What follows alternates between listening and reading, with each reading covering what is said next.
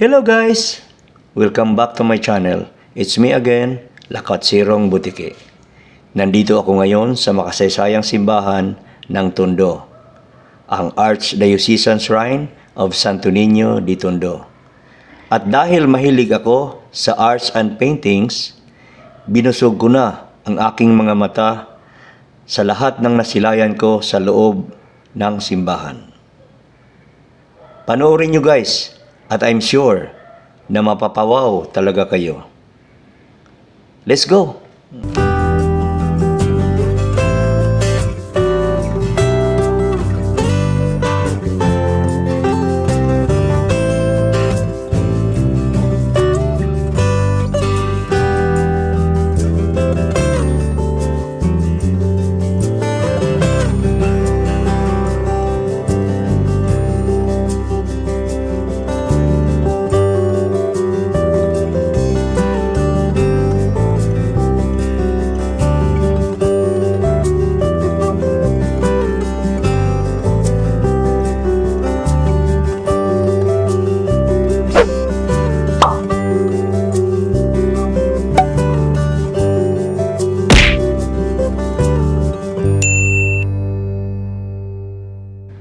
The district of Tondo, Manila, once the center of the ancient pre-Hispanic kingdom of Manila and later to be known notoriously as the poverty-stricken district as portrayed in the media, either in film, print and television, in television series and even in the news, which is very contrary to what the district really is in real life, and the most populated district in Manila is known to have one of the most valuable treasure and their beloved king, the venerable image of Señor Santo Niño de Tondo, the most beloved and longest reigning heir of the ancient kingdom of Raha Lacandula.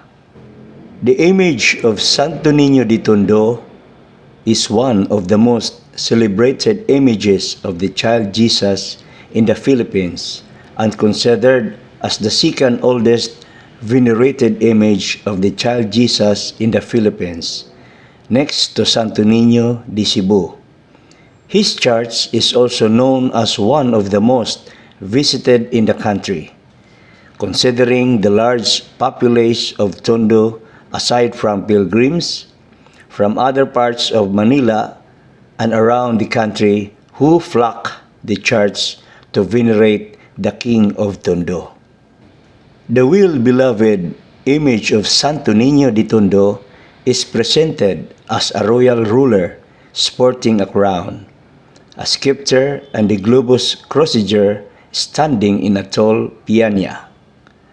The image of the Santo Niño de Tondo is a de-vested image where the image is vested with richly embroidered vestment or oftentimes his signature silver plancha y capa.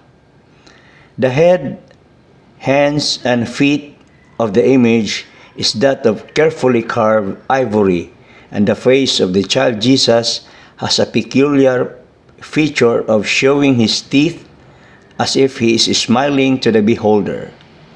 The image has its own set of jewels from crowns, scepters, the globus cruciger, atuchas, the jewel in the forehead of the image which signifies his divinity, and boots.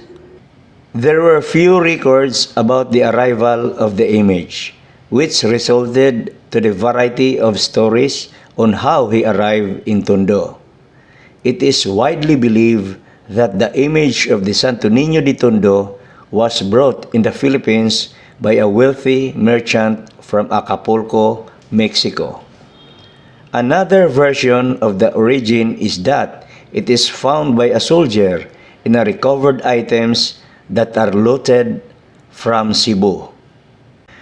Both accounts, however, reconcile that the image was entrusted to the Archbishop of Manila for safekeeping.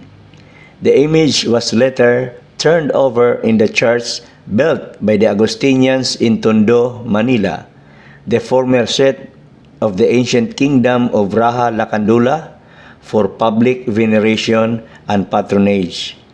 It has been enshrined in that church since 1572. In the heart of Tondo, Manila, lies a church that has been a part of Filipinos' life from generations to generations. The Tondo Church is one of the earliest churches established by the Spanish friars in Luzon and was recognized as a provincial chapter on May 3, 1572, and Fray Alonso Alvarado, OSA, was the first minister who directed the church. It was reconstructed again after being affected by an earthquake, June 3, 1863, and was rebuilt for the third time by Father Manuel Diaz Gonzalez. The restoration was completed by Father Casimiro Herrero, minister of Tondo from 1874 to 1880. He must have followed the plans of architect Luciano Oliver, designed in 1873. Steel framing was used for the Media Naranja dome and iron sheets for the roofing, the first time these materials were used in the country. What's interesting about this is that after all the construction and reconstructions, adding to the fact that Tondo is in an impoverished area, the present church has one main central nave and two aisles linked by solid columns. It measures 65 meters long, 22 meters wide, and 17 meters high. The Ionic pilasters and massive buttresses supporting the discordant domes of the bell towers are reminiscent of the neo-classical style, typical for its scanty ornamentation. In 1997, aside from major repairs, carillon bells were installed under the term of Monsignor Emmanuel Songa as parish priest. On February 5, 2019, the parish of Santo Niño de Tondo was elevated as the Archdiocesan Shrine of the Santo Niño de Tondo, which the Archdiocese of Manila recognizes the spiritual, historical, and cultural importance of the shrine and the devotion to the Santo Niño de Tondo within and outside the Archdiocese.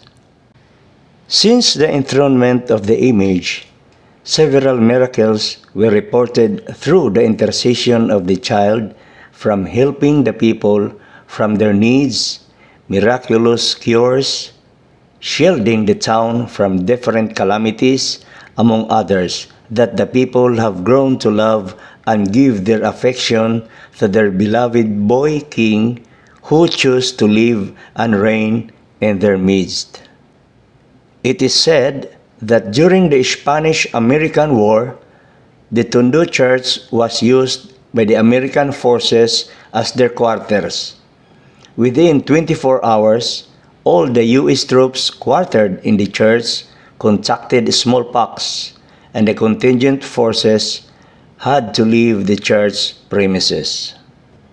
In 1943, the church was also converted by the Japanese troops into their military headquarters.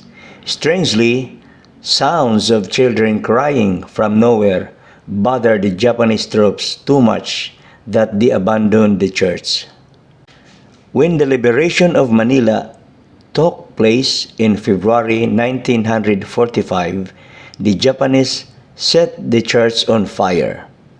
Monsignor Jose Jovellanos, the parish priest, evacuated the church, taking with him the image of the Santo Niño.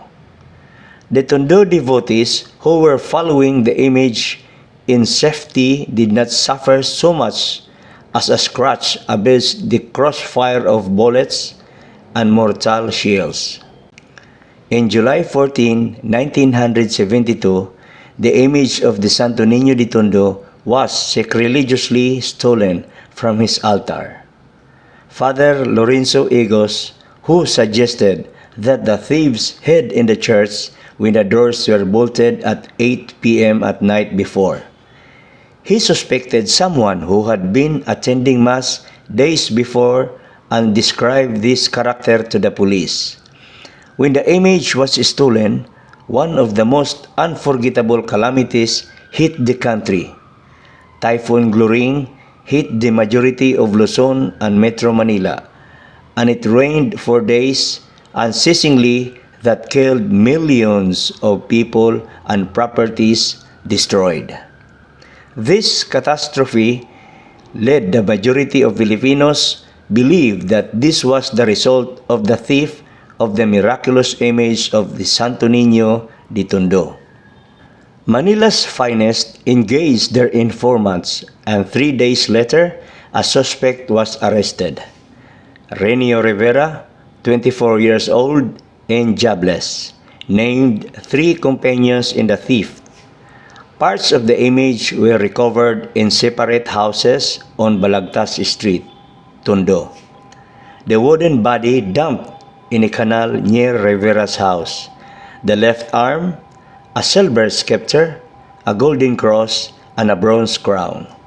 These parts were presented to Mrs. Marcos in Malacañang by Dr. Eleuterio Pascual, the art gallery owner, then the famous Santo sculptor Maximo Vicente was called in to put everything together.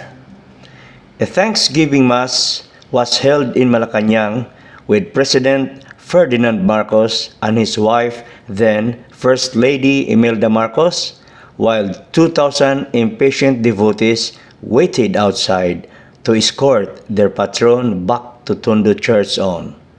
It was described as an emotional moment.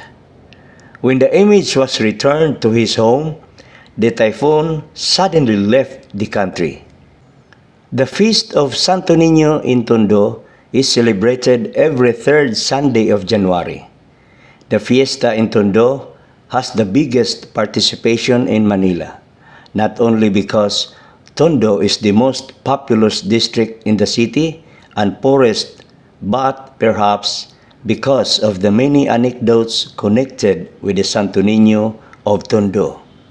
The devotion to the Santo Niño de Tondo is proven to be strong and enduring, with the Manileños' unwavering devotion to their beloved king, and this became part of their identity. The childlike confidence to our Lord, in a form of his childhood, is evidently seen in every devotee, regardless of the social strata they belong to, who come to the home of their beloved king to ask for his blessing and his guidance. All hail to the King of Tondo, ang tunay na hari ng Tondo. Hanggang sa muli na naman nating pagtatagpo, tatawid na ako papuntang Malabon City. Puntahan ko yung antigong simbahan doon, ang San Bartolome Parish. See you there, guys! Bye-bye!